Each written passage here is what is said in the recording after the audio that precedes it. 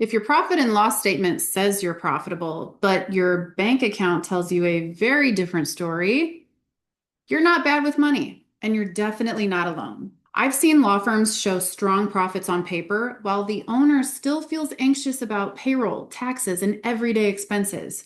And that disconnect, it's one of the biggest reasons law firm owners feel stuck. Today I'm breaking down what your P&L is actually telling you, why profit doesn't always equal cash, and how to use this report without overanalyzing or spiraling. If you've ever thought, I make good money, so why does it feel like this? You're in the right place.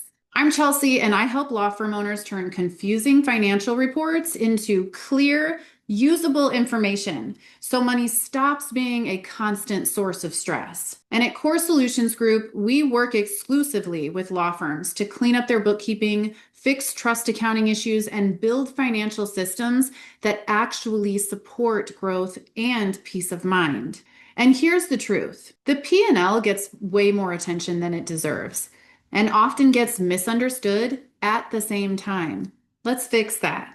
People think the P&L tells them how much money I have, but that's not what it does. This is important. Your P&L tells you how your firm performed over a period of time, not what's in the bank, not what's available to spend, just performance. Taxable revenue earned minus tax deductible expenses incurred equals taxable profit on paper. Your P&L is essentially what you're taxed on, not cash flow. That distinction matters more than most firms realize. Here's where the confusion starts.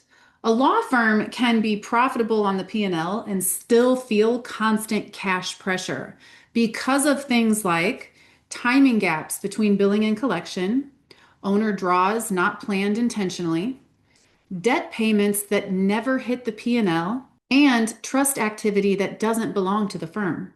The P&L doesn't tell you when money moves, just that it eventually did.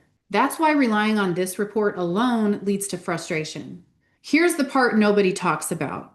You don't need to analyze every line item every month. When your books are set up correctly, your P&L should answer just a few questions quickly. Is revenue trending up, down, or has it flatlined? Are expenses increasing faster than revenue?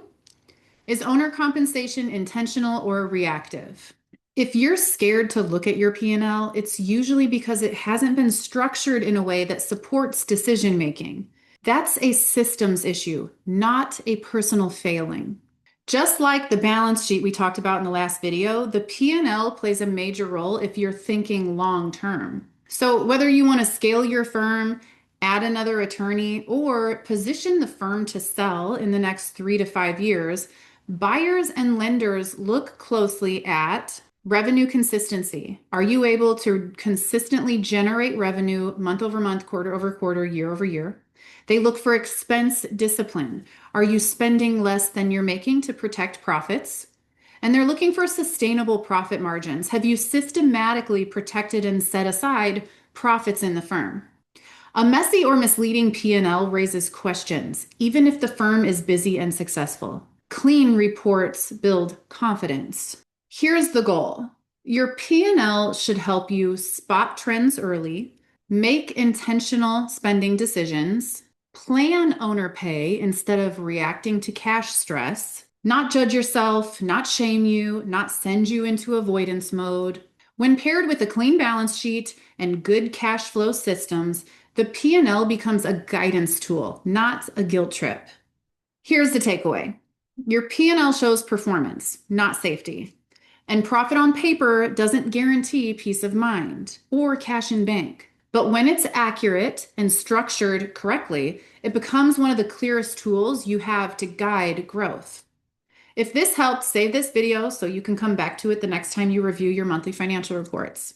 Next, we're moving to part 4, the chart of accounts, and why how your accounts are organized can completely change how useful your financials actually are.